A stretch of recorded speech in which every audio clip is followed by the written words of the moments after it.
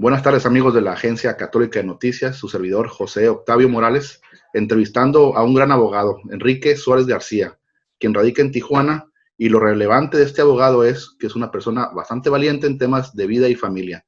Lo es así porque en los últimos días se ha creado un documento en el cual aclara la inconstitucionalidad de una posible ley pro aborto o la despenalización del aborto, pensando en que no requiere referirse a tratados internacionales que el Estado mexicano está adherido o que ha firmado, ¿no? Él nos explicará un poquito mejor.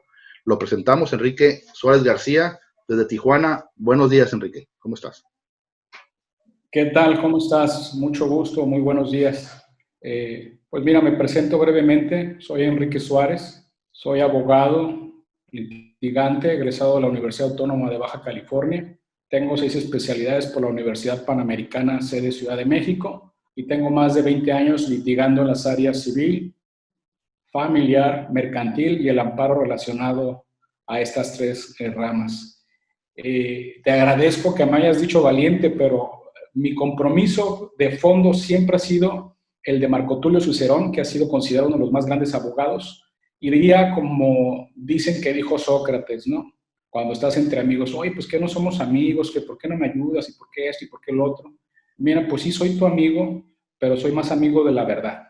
Yo estoy enamorado de llegar a la verdad, de saber la verdad, porque me parece que la verdad es la que nos va a poder permitir ser verdaderamente libres. Si en esa libertad a mí me parece que nos volvemos esclavos de determinadas situaciones o de determinados pensamientos o ideologías que están fuera de la verdad. Entonces, soy enamorado de la verdad. Y si hay algún tema que pueda pisar algún callo, desde mi óptica, bueno, pues puedo estar equivocado, es mi opinión. Hay que respetar a los que no piensan igual que uno, pero al final del día la verdad está tan cimentada que no la puedes tumbar. Una mentira, una falacia, una utopía siempre va a estar, pues, no bien cimentada, sino va a estar pendiente de algunos palitos tan pequeños que con cualquier vientecito se van a caer. Así son las mentiras. Entonces, hay que estar comprometidos con la verdad. Claro. Muchas gracias por tu explicación. Pensando ya en el tema, en los días recientes el Senado de la República retomó el poder despenalizar el aborto en todo el país, ¿no?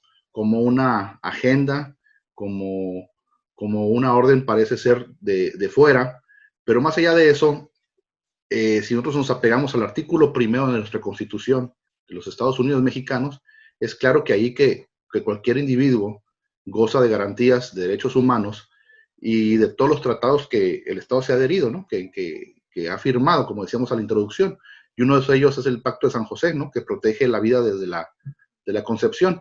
No quisiera ahondar yo en los términos ni en el tema más, sino preguntarte a ti, ¿es muy claro que es inconstitucional una posible ley de despenalización del aborto o tiene algunas lagunas legales?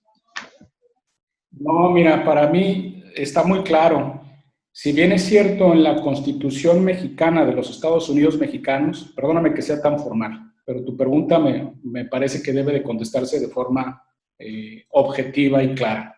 Nos establece muy claramente que el día de hoy México, nuestro país, ha suscrito varios tratados internacionales y que tienen el mismo rango o el mismo nivel de cumplimiento y obligatoriedad que nuestra Constitución mexicana. Y como tú lo dijiste muy claramente, uno de esos tratados internacionales, quisiera yo leerlo para no equivocarme, es la Convención Americana sobre Derechos Humanos, Pacto de San José de Costa Rica.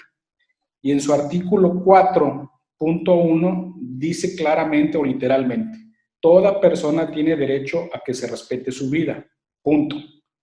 Este derecho está protegido por la ley y en general a partir del momento de la concepción, punto.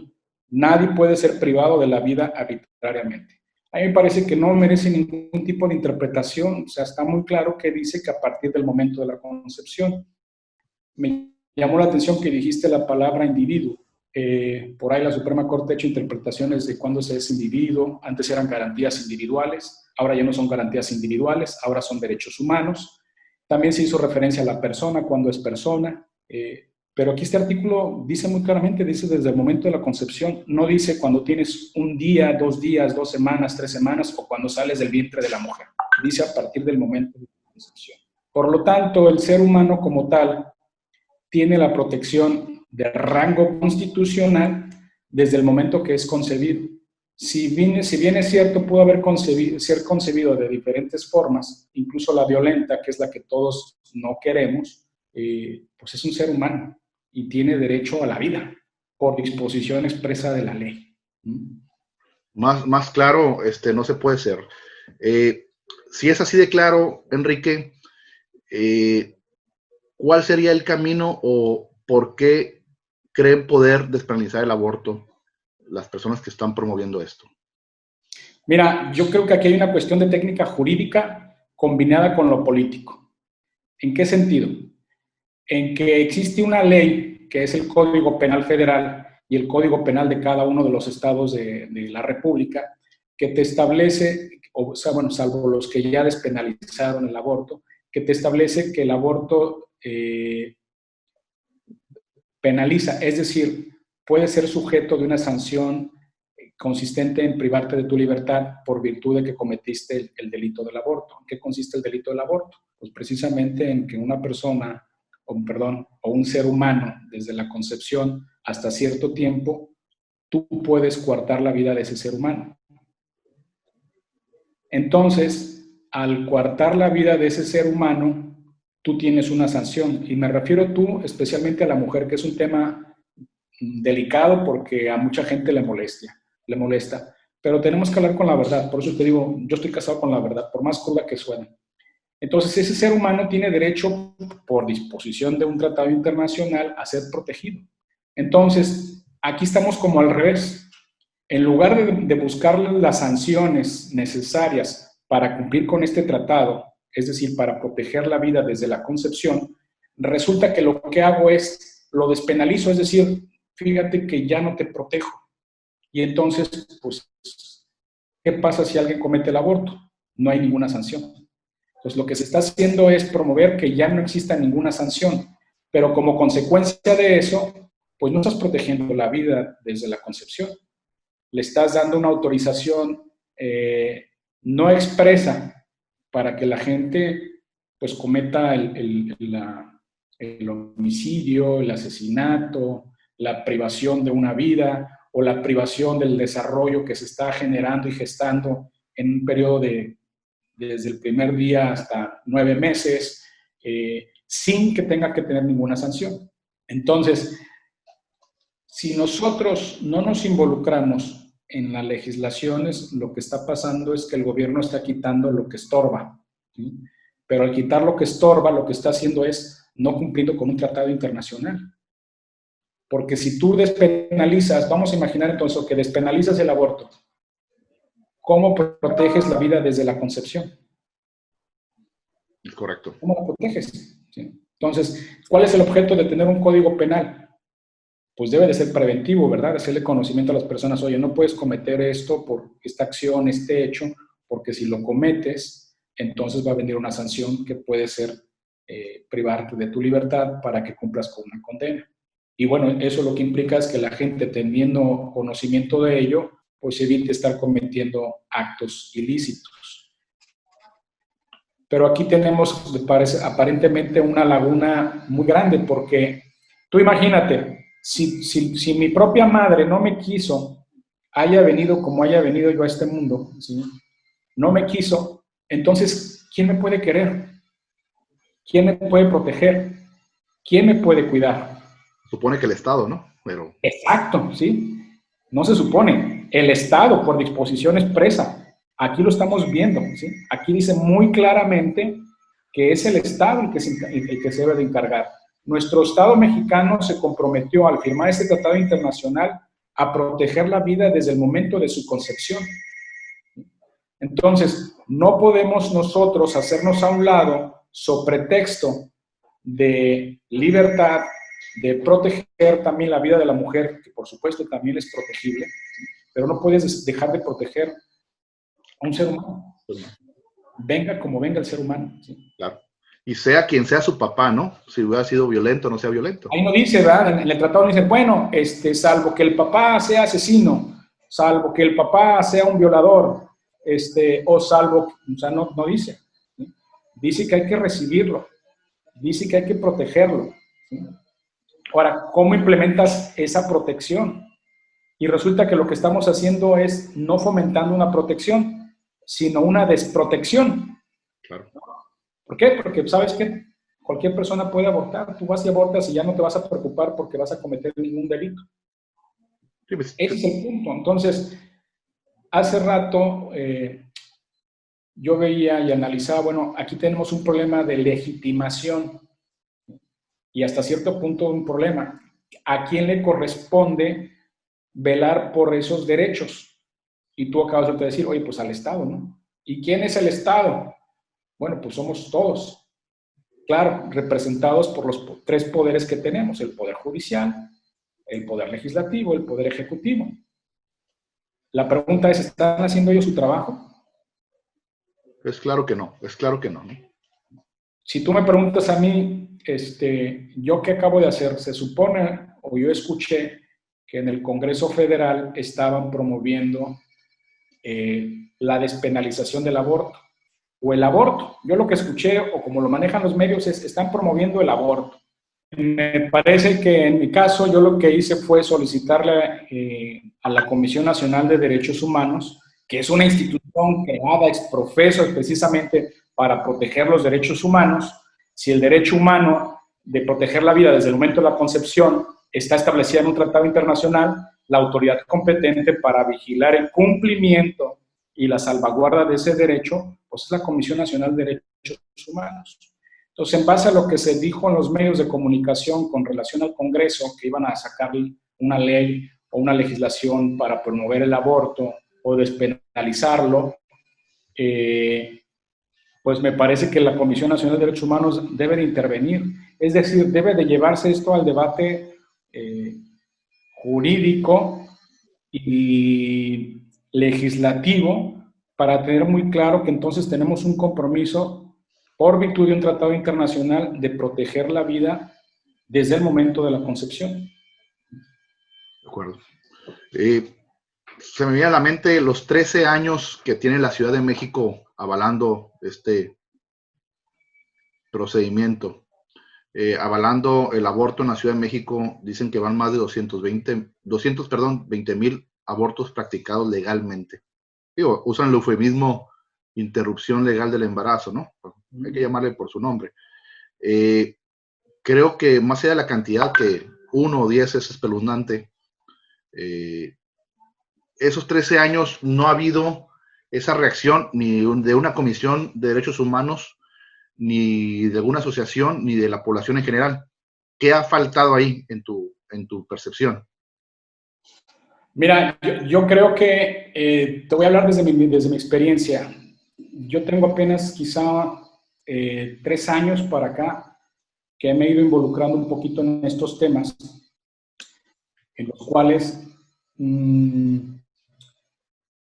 yo creo que la mayoría de la gente que trata de defender la verdad, pues lo hace también en base a su tiempo. Ojalá tuviéramos los recursos necesarios, tanto económicos como humanos, para dedicarle más tiempo. En esos 13 años, yo no sé qué han hecho en la Ciudad de México todos estos grupos pro vida o todas estas personas que están a favor de la vida, pero me voy a ceñir más a la parte jurídica. No sé qué es lo que hayan hecho, no sé si haya habido ya un debate. Yo no sé si instaron a la Comisión Nacional de Derechos Humanos con anterioridad. Yo no sé si han habido amparos promovidos por algunas instituciones, tanto públicas como privadas, para llevar el debate jurídico a la Suprema Corte. Al contrario, que la Suprema Corte ha sido respetuosa, entre comillas lo digo, de considerar que quien ha despenalizado el aborto, pues es constitucional, ¿no? No me voy a meter ahorita a ese debate porque me parecería que nos tendremos que llevar mucho tiempo. Lo que yo sí creo es que me voy a esa teoría que había francesa, si no mal recuerdo, de dejar hacer, dejar pasar, ¿no? Entonces, yo, el legislativo, derogo o modifico el Código Penal y si nadie dice nada o 2, 3 personas dicen algo, lo llevan al debate constitucional, es decir, a la Suprema Corte, y resulta que esas personas que llevaron ese debate no tenían legitimación, o sea, no había una forma jurídica para considerar que sí tenían ellos un derecho de comparecer a la Suprema Corte y debatir ese tema, pues el tema nunca se debatió. Ahora, si las autoridades que sí tenían esa facultad para llevar al tema ante la Suprema Corte dejaron de hacerlo, Comisión Estatal o la local de la Ciudad de México de Derechos Humanos, la misma Procuraduría me parece que tendría legitimación, porque, puesto que estamos hablando de la vida del ser humano, no lo han hecho. Bueno, pues aquí entonces vemos que dejar hacer, dejar pasar. Entonces, si nadie dice nada, pues no pasa nada. O sea, yo creo que es como el robo, pues resulta que tú tienes una tienda y oye, pero me acabo de dar cuenta que me están robando mis empleados, ¿sí? Oye, ¿cuánto tiempo tiene contigo tu empleado? 13 años. Ah, pues no te diste cuenta o no quisiste abrir los ojos porque te lo dijeron y dejaste que tus empleados te estuvieran robando 13 años. Entonces, aquí mientras no alcemos la voz, y alcemos la voz me refiero jurídicamente, ¿cómo se puede hacer? Pues presentando las iniciativas ciudadanas. Yo creo que hoy en día hemos escuchado muchos luchadores sociales, al mismo presidente de la República, ¿verdad? Que el poder del Estado reside en el pueblo, ¿no? Y es un mandato constitucional, el artículo 35, si no mal recuerdo, no recuerdo el número del artículo, que te establece claramente, ¿no? El poder es el del pueblo. En un tratado internacional incluso se establece muy claramente la libertad del desarrollo del pueblo. Entonces, si la mayoría, democráticamente hablando, establece, oye, además de que existe un tratado internacional que nos dice que debemos de proteger la vida del ser humano desde la concepción, queremos que se establezcan las leyes, los reglamentos y las regulaciones necesarias para que así se cumpla, que se ejecute. Oye, gracias. Decías ahorita, el tema de la Corte podría dar para mucho, hablando de inconstitucionalidad, pero creo que es un tema macabro, ¿no? O sea, es decir, el asunto de la norma oficial mexicana 046 que propuso el ministro Saldívar, hace parecer, en mi entender, sin ser experto en derecho, que cualquier persona, mujer me refiero, si dice o argumenta que fue violada sexualmente o violentada sexualmente y producto de esa violación está embarazada, puede abortar sin ningún mayor requisito, incluso si es menor de edad, sin enterar a los tutores o padres. Más allá de lo que platicamos previamente en esta entrevista, ese punto, en mi parecer, suena como una agenda real de alguien que quiere hacer lo contrario a la protección de la vida. Es decir, porque de alguna manera el Código Penal local, y desconozco cuáles sí, cuáles no, contempla el no castigo, por así decirlo en términos vulgares, del aborto, ¿no? En caso de alguna malformación. Digo, que yo no estoy de acuerdo en ninguna, ¿no? Como creyente y como respeto a la vida en general, como venga y de quien sea. Sin embargo, ya hay contemplaciones de no castigar en ciertos casos específicos. Entonces, cuando viene esta norma oficial mexicana 046, SSA, 2005, pareciera ser, es una opinión personal, y no sé si la compartas, que ya es un asunto de agenda, es un asunto puntual. Esa es mi percepción, no sé si compartas la opinión, Enrique. Mira, tocas un tema muy complejo. A mí me parece que es muy preocupante que la Suprema Corte de Justicia de la Nación esté emitiendo resoluciones que, a juicio de varios abogados, juristas, connotados juristas, sean injustas, ilícitas moralmente esas resoluciones, aunque sean legales y hay que cumplirse, porque yo creo que cuando tú estás interpretando la ley bajo una connotación de corriente filosófica o de pensamiento o ideológica para aplicar o llegar a una conclusión y dirimir hacia una controversia, me parece que es muy peligroso. ¿Y por qué considero que es peligroso? Porque aunque mucha gente no sea abogado, su sentido común de la percepción de lo que es justo, lo estamos platicando ahorita, ¿no? ¿Cómo pueden decir que es justo o que es legal el aborto si aquí hay un tratado internacional que nos dice que es todo lo contrario? Entonces, si quien está a cargo de distribuir y administrar justicia está emitiendo resoluciones que debemos acatar y que debemos de respetar, pero son contrarias al espíritu de la ley, nos está arrojando o nos está llevando a tener una confrontación que puede ser, esperemos que no, pero puede llegar a darse una anarquía completamente, porque si tú, que estás obligado a respetar la ley, la interpretas a tu modo, la aplicas a tu modo, entonces yo no tengo por qué respetarte, yo no tengo por qué respetar tus resoluciones. Y es muy curioso, pero de los tres poderes que tenemos, dos, el poder ejecutivo y el legislativo, siempre están en el escarnio público, es decir, va a haber gente que esté alzando la voz en contra de, lo estamos viendo ahorita, en contra del presidente de la República. No se diga de los legisladores, tanto senadores como diputados.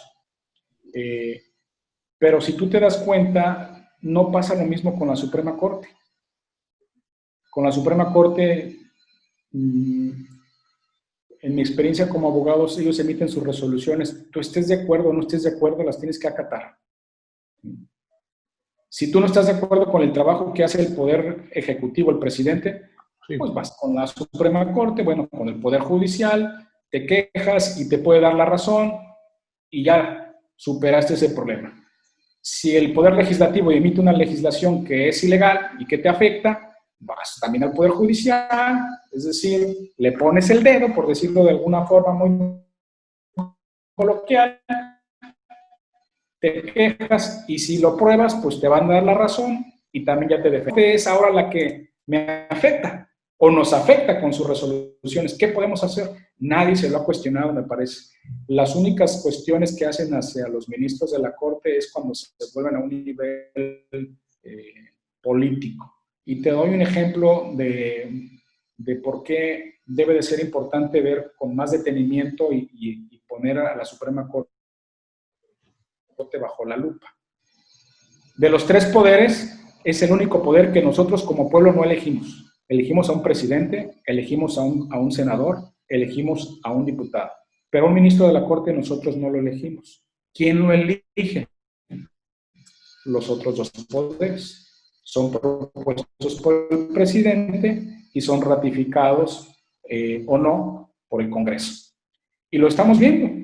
Lo estamos viviendo ahora de forma más palpable, en donde se establece y se dice que tal o cual ministro apoyaba o fue puesto por un tal presidente de la República, y esto, pues, es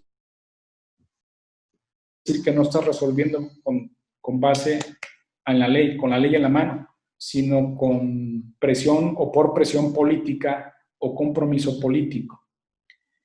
Me parece que la Corte debe de estar sujeta más a una revisión pública. Me parece que debiera de verdad de llevarse a la Suprema Corte una encuesta para ver cuál es la percepción de todos los mexicanos, si nos sentimos a gusto con la justicia que ha emanado de la Suprema Corte de Justicia. Déjame decirte además una cosa que estoy convencido. Me parece que a nivel federal, quienes están más preparados continuamente son los integrantes del Poder Judicial de la Federación. Muy preparados, gente muy preparada. Me parece que lo que desalienta dentro de la misma Suprema Corte de Justicia es que hay gente muy valiosa, muy docta, llena de conocimiento jurídico, y como no tiene a lo mejor la relación política para, después de ser magistrado, aspirar a ser ministro de la Suprema Corte, pues eso desalienta. Imagínate una persona que nunca empezó desde abajo y que llegue alguien de afuera, lo nombra el presidente o lo propone el presidente con el poder político que tiene, lo ratifica el Congreso con el poder político que se tiene y llega. ¿Realmente eso es justicia? Me parece que no. En el estricto sentido o acepción de la virtud, por supuesto que no, ¿no? O sea, no se le da a cada quien lo suyo, ¿no? digo, de acuerdísimo, esa explicación me da mucho que pensar, ¿no? Porque ese desaliento hace que se pierdan talentos, hombres y mujeres comprometidas con el país y no obedezcan a ciertos intereses. Me surgen dos preguntas técnicas de la Suprema Corte, Enrique, finalmente, si te las puedo hacer. Una es, ¿podría, en el caso de un ministro, perdón, un ministro de la Suprema Corte de Justicia, hacer su ponencia de un proyecto defendiendo la vida? Es decir, llegar él y decir, ¿sabes qué? Estamos al revés, estamos hablando del tratado X o Y internacional, al cual somos adheridos, y poner eso como proyecto, con lo que hemos visto de las consultas o cualquier otra tontería de menor relevancia. Esa es una pregunta técnica que me surge como ciudadano de a pie. Y la segunda, ¿este caso lo puede resolver una corte interamericana más allá de nuestra legislatura? Mira, la primera pregunta, de hecho, ya pasó con Salvador Anguiano, y creo que él tocó precisamente el tema del aborto, y hizo toda una exposición, refirió tratados, antecedentes, y su ponencia, su estudio no fue aprobado, ¿no? Me parece que eso era una persona bastante inteligente, sabia, podría decir, exhaustiva en exponer los argumentos, que es otro principio que me parece que no se cumple. Se deja de ser exhaustivo para llevar al debate, bueno, a ver, ¿por qué debo de considerar constitucional que un Congreso de un Estado despenalice el aborto, cuando tengo aquí un tratado internacional que me dice que debes de proteger la vida desde la concepción? Pues no hay un debate exhaustivo, es decir, los pros, los contras y cuándo puede haber quizá el caso de excepción. En la segunda pregunta que me haces, me parece que es un tema muy técnico. Yo siempre he considerado que más allá de la Suprema Corte no debería de haber otro poder que se encargue de estarnos administrando justicia. ¿Y por qué? Yo diría entonces, ¿para qué quiero la Suprema Corte? ¿Para qué paso por la Suprema Corte? Pues mejor que se lo mandamos de una vez a la Corte Interamericana de Derechos Humanos. Es más, hay que desaparecerla. Nos cuesta mucho a los mexicanos tener una Suprema Corte si tenemos todavía una Corte Interamericana de Derechos Humanos. Dos, ¿qué de verdad los mexicanos no tenemos capacidad para resolver nuestros propios problemas? ¿Por qué tenemos que estar sujetos a que los extranjeros, porque puede ser que en la Corte Interamericana pueda haber mexicanos, que ya creo que lo hay o lo hubo, pero si no los hay, pues creo que los mexicanos debemos resolver nuestros problemas como tales? Porque entonces, si la Suprema Corte tiene algunos elementos dentro con cierto corte de corriente de pensamiento, pues lo mismo puede pasar con la Corte Interamericana. Y entonces quiere decir que vamos a estar sujetos no a nuestras costumbres, no a nuestra cultura, sino a la que nos vengan a implementar una corte o unos jueces extranjeros en nuestro país. Entonces, me parece que entonces en los mismos tratados estaría violando ese principio de la libertad de desarrollo de los pueblos. Decían algunos, oye, es que en Europa ya se implementó, Inglaterra, sí, ¿y por qué no hablamos de los países en donde no se ha implementado? Porque hay países que no se ha implementado el aborto, mucho menos como un derecho humano.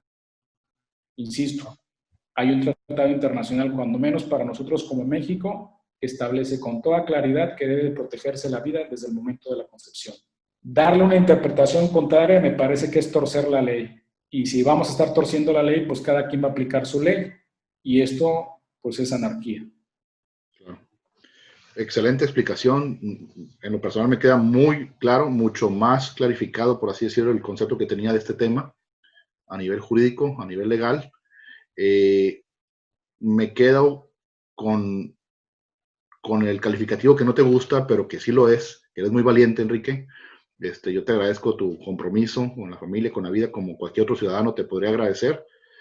Y nos quedó mucho más claro también de que eres una persona experta en el tema, ¿no? Experta en tu profesión. Y si a eso le sumas ese compromiso, esa valentía, que aunque no te guste ser aludido, Lo es porque no vemos abogados comúnmente que hagan esto, ¿no? Y eso es una realidad lamentable, pero espero sirva esta entrevista para gente que te escuche y que esté de acuerdo contigo en la parte legal, en la parte conceptual, sirva de aliento o de aliciente para que se sumen a este tipo de, no protesta, pero sí reclamo al cumplimiento de la ley en general. Te agradezco mucho de nuevo, Enrique, y ha sido un placer entrevistarte. Mucho gusto. Quedo a la orden por cualquier otra cosa. Esperemos que haya otra entrevista de este tipo de nivel, ¿no? Pues, seguro que sí. gracias. Que estén muy bien.